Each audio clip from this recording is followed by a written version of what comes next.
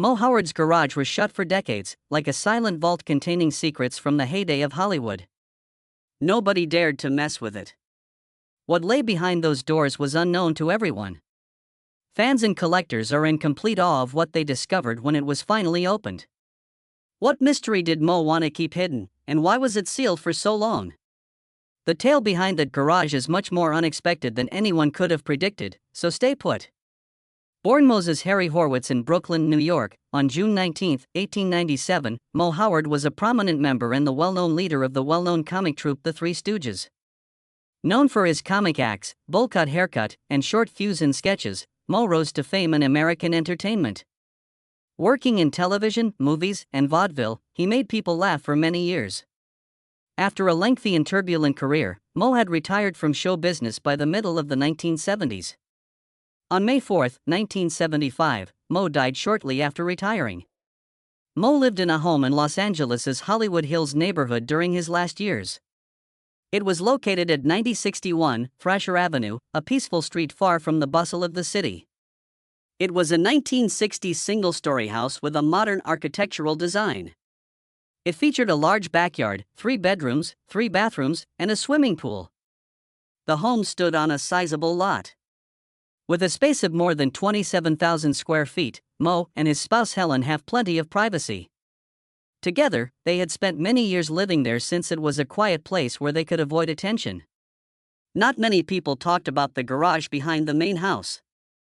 The utilization of this back garage was not typical. It had been closed off since Moe's death in 1975. According to some accounts, before he passed away, Moe requested that it be permanently closed. Others think Helen decided to do so after he died. The outcome was the same regardless of who made the decision. No one was there to open the garage door, which was closed. Only a few months later, in October 1975, Helen died, leaving the garage in its original state. The house changed owners over the years. But the garage didn't open. Those who were aware of it began to wonder about it. What was within? How come it had never been opened? Despite the curiosity of many, no one ventured to interfere. Moe's secret garage was eventually unlocked after being sealed off for decades. There was a large swirl of dust in the air when the lock was turned. It was the first time in almost 50 years that light entered the room. Everything that was inside had been kept precisely how it was. It felt quiet and neglected in the room, and the air was dry. Before we reveal what was discovered there, let's examine why Moe's garage was sealed immediately following his passing. Moe Howard briefly left show business after getting married in 1925. He entered the real estate industry with an emphasis on financial security and family life. His new duties as a spouse had an impact on this pause in his performance career. Nonetheless, Moe returned to the entertainment industry in the late 1920s because of his love for the stage. When he returned, the most famous time in his career as the main character of The Three Stooges began. Moe and the other Stooges struggled financially despite their rising fame. They were frequently underpaid during their years at Columbia Pictures. The Stooges' salary didn't match the value they contributed to the studio, despite the fact that many fans believed they had extravagant lives. Each short film in the 1930s brought in about $7,500 for the group. This sum was divided equally between them, resulting in around $2,500 for each. All told, this amounted to roughly $20,000 per Stooge per year, which was a little amount given their heavy workload and the comedy's ongoing popularity. The lack of any residual income only made their financial troubles worse. That is to say, the Stooges did not receive any additional revenue when their shorts were later repackaged or repeated. They were completely unaware of the success of their work at the time. They were informed that the box office performance of their films was not very good, which deterred them from negotiating better deals. Because of this, Moe's financial strategy was based on real estate investments and thoughtful personal choices rather than significant sums from his film career. Moe's family made a particular choice about the garage at the rear of his Hollywood Hills house after he passed away in 1975. According to family reports, the garage was purposefully blocked off. The objective was to safeguard Moe's personal property and make sure that nobody would damage it after his death. The media, curiosity seekers, and thievery were among these issues. As a sign of respect, the garage was preserved as if it were a time capsule. That continued to be the case even after Moe's wife Helen passed away in October of the same year. In order to discover the unexpected objects that were meticulously conserved as part of Moe's legacy, let's now enter his long-sealed garage, a place frozen in time. Parking automobiles wasn't the only use for Moe Howard's garage. A well-organized feature of the property, the garage was built in the manner of mid-century Hollywood mansions and was intended to be both functional and orderly. Its concrete floors were smooth, provided a sturdy surface, and were perfect for holding large cars. Resistant to deterioration over time. Built-in shelving units that were ideal for tools, manuals, and spare parts ran along the walls. Additionally, a workbench area was there, indicating that Moe or another household member might have utilized the room for minor repairs or to arrange materials relevant to the car. The 1952 Cadillac Series 62 sedan that Moe owned was the first of the two cars.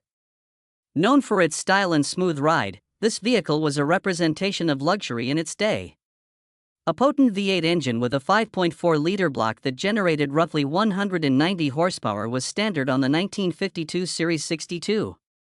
With its broad bench seats and chrome accents, it had a clean yet timeless look that epitomized post-war American car design.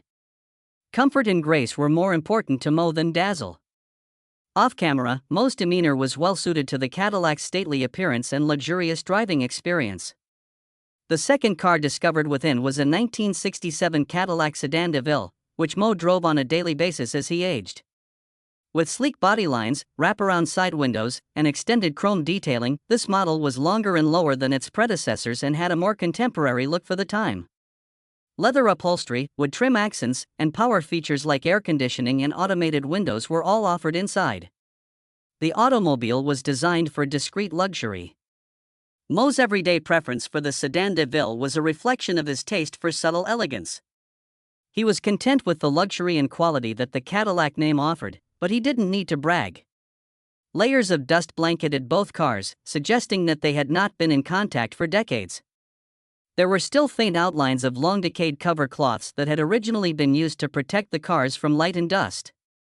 It was surprising to discover that both cars' exterior trims and interiors were in really good shape. Despite being dusty, there was not much rust on the engines. Because the garage was sealed and climate stable, the leather seats, wood accents, and dashboard instruments all held up well. The lack of moisture inhibited the growth of mold and corrosion, and the absence of sunlight prevented fading. The finding of Moe's well-maintained Cadillacs provided a unique and intimate glimpse into his life away from the spotlight. It demonstrated the serious and purposeful importance he placed on his belongings rather than their monetary value. Elaborate sports vehicles or exotic imports were not what these were. They resembled Moe in that they were trustworthy, stylish, and well-maintained. A silent tale about the man who made many people laugh while leading a disciplined and careful life was conveyed by the automobiles and the garage taken together. The automobiles weren't the only surprises, though. Something else attracted the eye just beyond them. Boxes in rows, all sealed and unopened for decades. What might Moe have kept hidden from us for all these years? Let's examine it in more detail. Film prop containers, archival storage bins, rows of boxes, and neatly stacked crates surrounded the classic Cadillacs. These stacks were not haphazard. Each seems to have been positioned with purpose, most likely to preserve Moe's career and personal legacy. These crates and containers matched those used to hold sensitive documents and collectibles.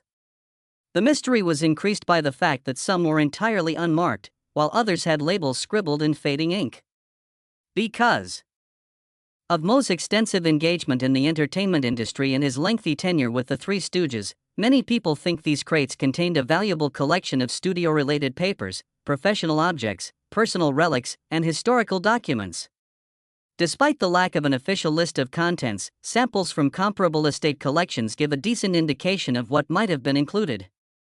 In a previous auction, for example, Moe's original 1942 Columbia Pictures identification card was up and sold for $11,858. In addition to being a means of studio access, this ID card served as a memento of his career presence during the Three Stooges' heyday in Hollywood. Another priceless item associated with Moe that was put up for sale was a handwritten story concept for one of the most well-known comic shorts, Punch Drunks. The pencil-scribbled one-liners, revisions, and margin notes in the yellowing pages suggested Moe's keen sense of humor and his active involvement in creating the group's recognizable routines. That blueprint brought $9,799, demonstrating the significance of these behind-the-scenes materials to both fans and collectors. Official mail, signed checks, and private letters might have also been in the boxes. Other estate sales have turned up highly sought-after items, such as a check signed by Moe in 1971. Beyond the stage and camera, these objects provide an insight into the daily activities of a comedy legend. Allow me to share with you some additional precious tidbits of Moe's history that are concealed within those airtight containers. One of the most astounding items found in Moe Howard's storage was a 1971 check that was signed and framed. The check, which was dated September 21 and drawn on a joint account that he and his wife, Helen, shared, is still preserved with a black and white portrait of Moe with Larry and Curly. In addition to Moe's unmistakable ink signature and a visible bank certification, it provided an exceptionally private glimpse into his private life. When this artifact was later put up for auction at heritage auctions, it caught the interest of many collectors looking for authentic, physical remnants of Moe's private life. Moe's membership card from the Screen Actors Guild, dated November 12, was another important item found. In 1974, the unique feature of this card was that Moe had written and signed his name in blue ink. The autograph transformed this seemingly commonplace card into a valuable collector's treasure. It demonstrated how even the most commonplace items can acquire enormous historical significance when connected to well-known people, and heritage auctions listed it with a certificate of authenticity. Curators discovered historic poster art and promotional materials from Moe's cinematic career as they dug further into the storage crates. Among the most treasured were vintage posters and lobby cards from comedy classics like Calling All Curse, 1939, and Uncivil Warriors, 1935. Because they were kept flat and shielded from the sun, these pieces were remarkably well maintained. Eventually, an Uncivil Warriors poster with an estimated value of $30,000 went up for auction. Another, from Calling All Curse, sold for over $6,500. Their high prices are a result of their scarcity and nostalgic appeal to both collectors and Stooge fans. The collection was not limited to promotional items. Personal letters, poetry, and handwritten dedication pages written by Moe himself were concealed there. His daughter Joan received some of them, while his wife Helen received others. Known to be a draft of his book, one particularly moving dedication included poignant thoughts on celebrity, aging, and family. It was put up for auction together with photo albums and home video reels, all of which provided poignant glimpses into Moe's life away from the television.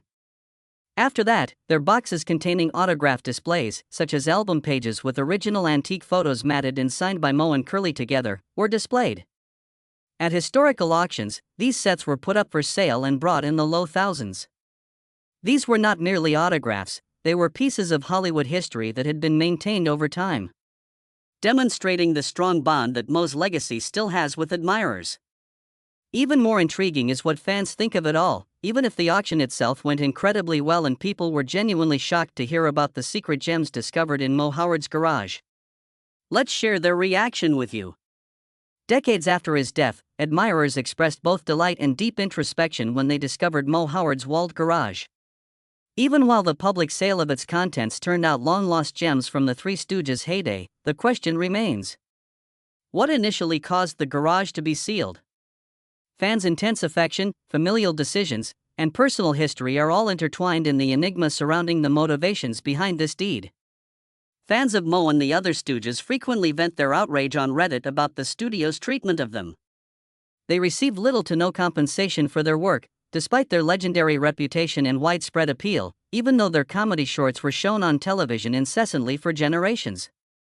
Because of this injustice, a lot of people thought Moe led a remarkably humble existence, deciding to keep personal possessions as components of his identity rather than as collectibles.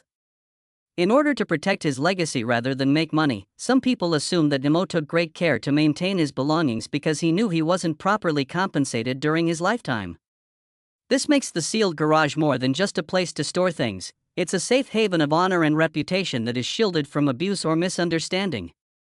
Others propose a less intentional explanation, namely that the garage, which was before brimming with sentimental memories, gradually fell into oblivion.